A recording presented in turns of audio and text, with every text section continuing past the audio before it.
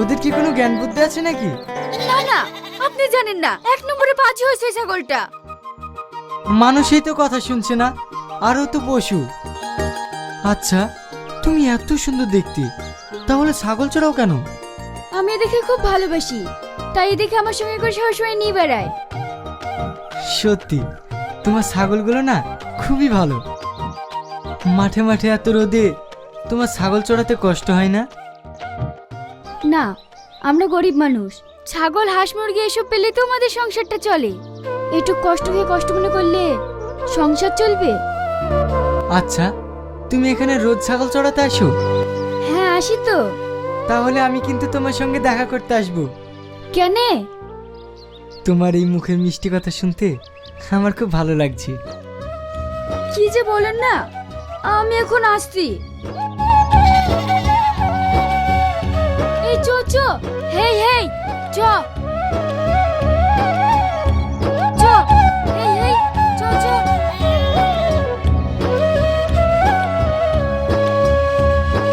জানিস শাইন, তোকে একটা কথা বলবো বলবো করে বলাই হয়নি।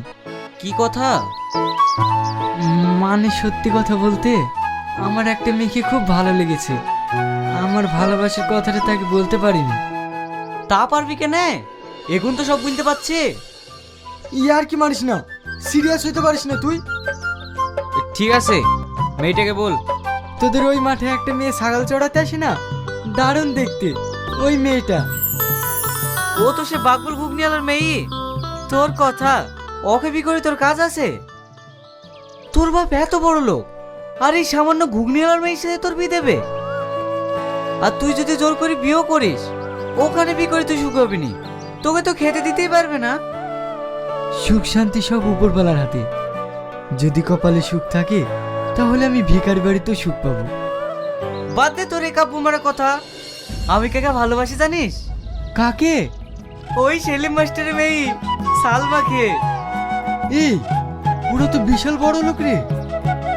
শোন, সবসময় মাথায় বুদ্ধি রেখে কাজ করতে হয়। ওই পচা সমুখে পা আমি কাটিনি। আমার নাম শাহিন। একবার যদি সালমাকে বিয়ে করতে পারি না, তাহলে শোনাই সোহাগা। ঠিক আছে শাইন, তুই থাক, আমি বাড়ি গেলাম।